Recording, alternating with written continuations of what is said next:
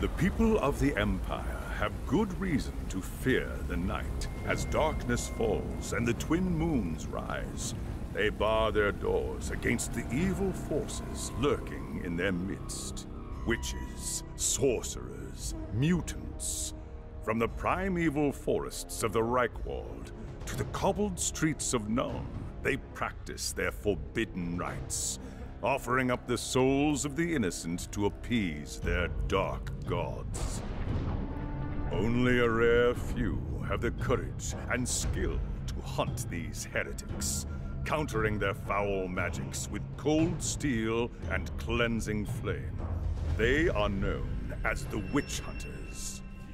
The Empire's Witch Hunters are holy men, scouring the land of heretics in the name of Sigmar and the Holy Church. It is a dangerous and demanding profession, and you are a master of your craft.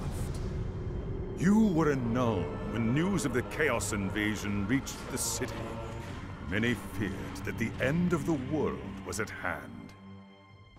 As Magnus rallied the city's nobles and raised an army to resist the invaders, the call went out across the land for the Witch Hunters to join the cause. Soon, you were marching north with the rest of the army. As a witch hunter, you knew better than most the horrors that waited at Kislev. The odds of victory were slim. While the two armies fought, you guarded Magnus from the enemy, repelling one assault after another. Just as the battle seemed lost, Magnus led his knights in a desperate charge against the Chaos Lord and his bodyguards. Along with a handful of others, you held the rest of the horde at bay until Asavar Kul had fallen. Once the battle was won and the dead laid to rest, you returned with Magnus to Nuln, where a hero's welcome awaited you. Magnus will soon be elected Emperor, the first in 300 years. You have accepted a place in his retinue as a reward for your deeds at Kislev. The battle has been won, and the Empire reunited. But the enemy has agents everywhere, and you know that it's only a matter of time before they strike.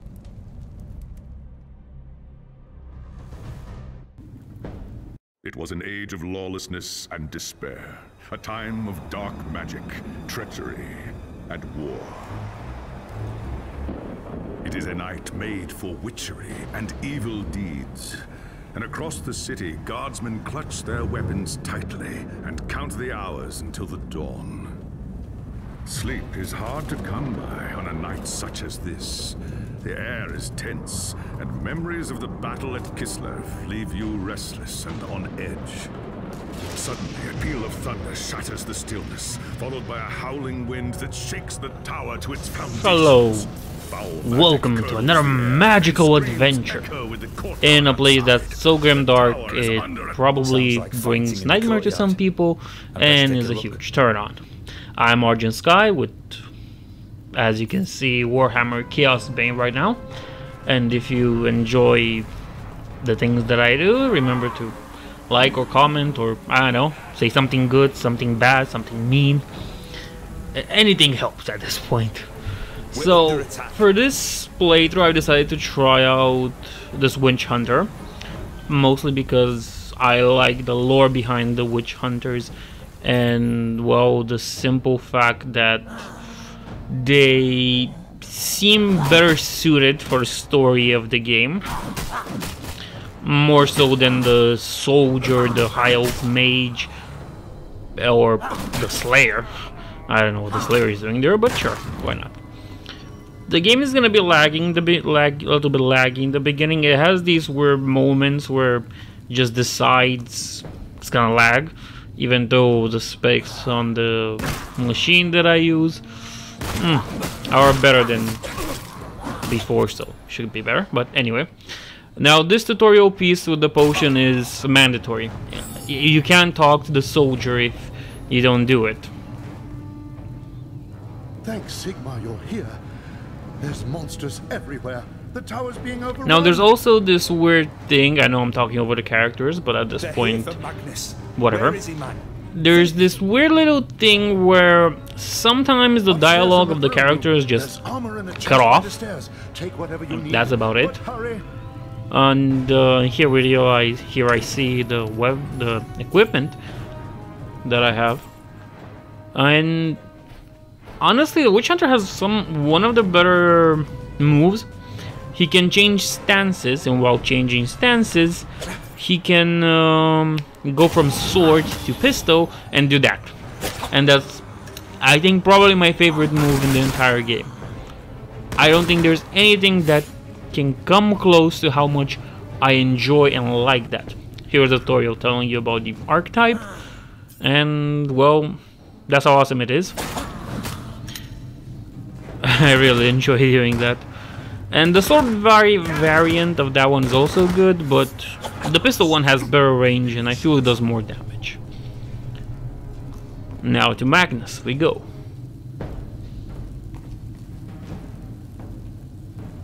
As you reach the throne room, the air seethes with foul magics. A chaos sorceress stands before the throne, and Magnus, the savior of the Empire, is caught within her spell. There is only one thing left to do. Shouting a challenge, you charge across the room, ready to give your life for the future Emperor. By the time you regain your senses, the battle is over. The sorceress is gone, leaving you and Magnus for dead. The shouts of angry men fill the throne room. But these are not guardsmen. They are witch hunters, like yourself, led by the infamous Heinrich Voss. You are under arrest for the murder of the Emperor Magnus, Voss declares. You try to tell him about the sorceress, but Voss refuses to listen. I see no sorceress here, he shouts. Only you and a room full of dead men. Confess your crimes, traitor. We will have the truth from you one way or another. After a week in the dungeons, you'll tell me everything I want to know. But before the witch hunter could make good on his threat, a commanding voice filled the room. Stop this madness at once! Teclis, Lore Master of the High Elves, regards Voss coldly. Jürgen Heider speaks the truth, he said. It is you who have refused to listen. Teclis examines Magnus in silence. He lives, thank the gods, the High Elf says at last. But he is in the grip of a powerful curse. It is only a matter of time before he succumbs. No one outside this room must know what happened here. If the people learn that Magnus has fallen, then everything he fought for will have been for nothing. The fate of the Empire lies in our hands. We must find this sorceress and end the curse. Wasn't that interesting? I really enjoyed the story of this game, and I think that's the only thing that makes me really want to play it, to see everything it has to expose, even if it gets quite boring at times. And that's gonna be a thing that I'll mostly complain about during this playthrough of it.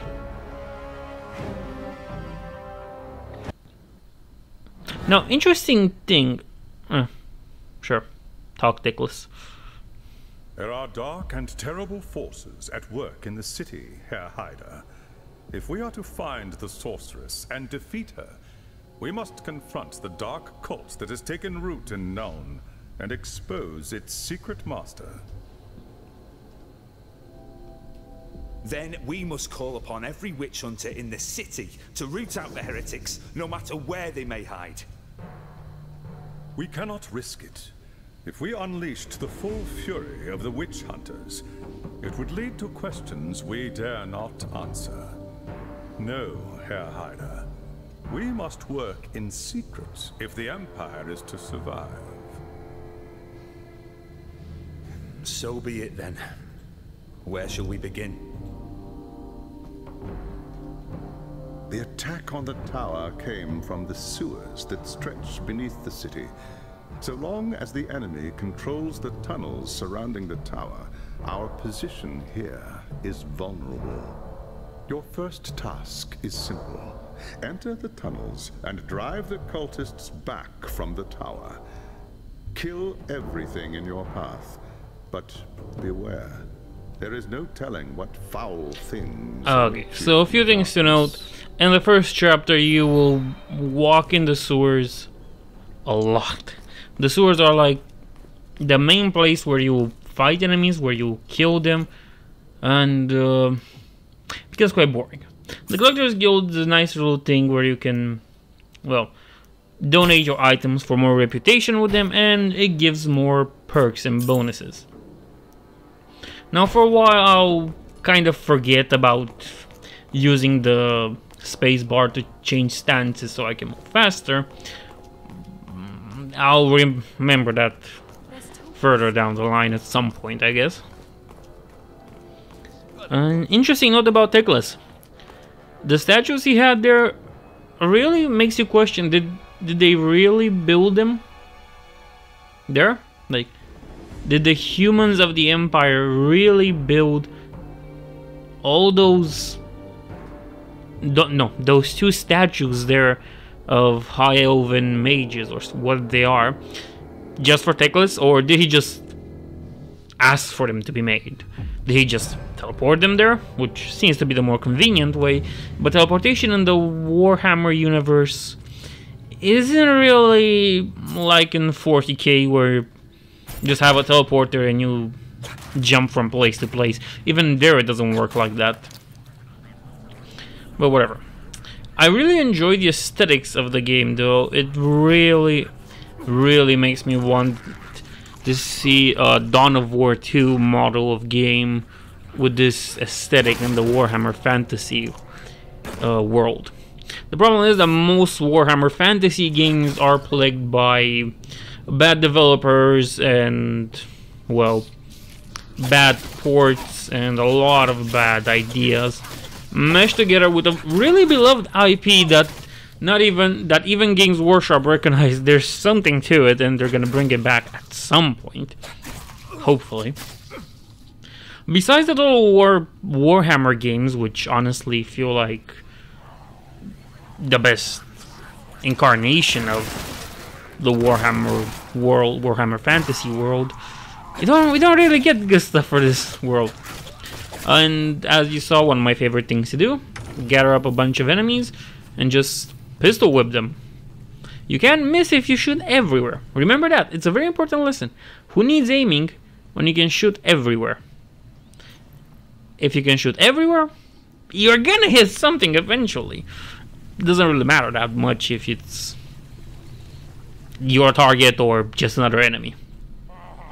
Also, the melee variant is very good. I also recommend using that if you plan to use the Inquisitor.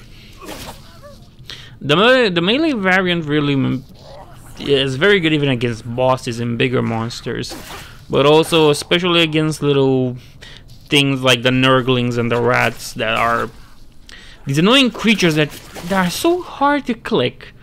And really, besides that, there's also enemies that run away from you, and I hate those. Those are like the most horrible thing ever. Now, this quest right here with Descend into Darkness, I think it was called? Whatever. Is pretty straightforward. As you can see, the circles that the Inquisitor makes are icons of Sigmar. They're very good to regenerate your energy passively, and there are some bonuses you can get for them that they at some point they deal damage to the enemies, or they just replenish your energy faster. Now at this point there are two routes that you can take, and I always recommend when doing this one to take the route on the right. Not the one that goes upwards, but the one that goes to the right. Because right there is a chest, and being a Diablo clone, chests are very important. I don't think I have to stress this enough when I say get them, because you're gonna get loot, and loot is good. Besides that, you also get fragments, money, and other nice things. It suffers, of course, from the same problem of being your character will look like a mismatch of different things, that some of them horrible to the eyes. But as long as they're good, as long as you have something to work with, that's not really that big of a problem. Until you start getting sets of armor and, well, you keep pace with the game, basically. Oh yeah, the melee, no, the ranged units, like that Angoro, those are the most annoying because you have to run after them. And they're not the kind that will be like, oh no, you're coming in melee range, I shall stand here. No, they run away. They even run away even if you're not coming to them. And I hate that. I hate that so much because it just wastes your time trying to get to them and they're just like, nope. It's basically a game of mouse and cat, but the mouse really is, but the mouse is Speedy Gonzalez and the cat is like, I don't know, a fat cat. Try to catch that, you know. There are items that work on that, that make your movement speed go up, which is again very good for them. But I don't really enjoy those as much, mostly because they take away some other components that I like. For example, damage over time is something really nice. Yeah, and this route right here, the upwards one, leads basically to the end of the dungeon and, well, the end of the mission. Always check chests and crates and barrels. They can come with a lot of goodies, mostly gold, but you're kind of interested in that. Or they can make random enemies appear. Random enemies appearing means either they're gonna drop loot or, hey, more experience. And the more experience you get, the higher level will go. There are some mechanics that you really need to finish the first chapter to unlock, which isn't really the best thing that I like, isn't really the thing that I like. But it is what it is. Now let's listen to our friends some more. The tower have been cleared, but I suspect there are larger heretic camps deeper in the...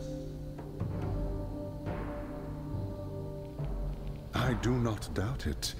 The servants of Nurgle flourish in darkness and filth. Our battle against the cult has only just begun. Well done, Herr Hyder. Return to me. Now, this has been the episode for today. I hope you enjoy it, and remember to follow me and come back for more. We will surely have more episodes for you. Thank you for watching.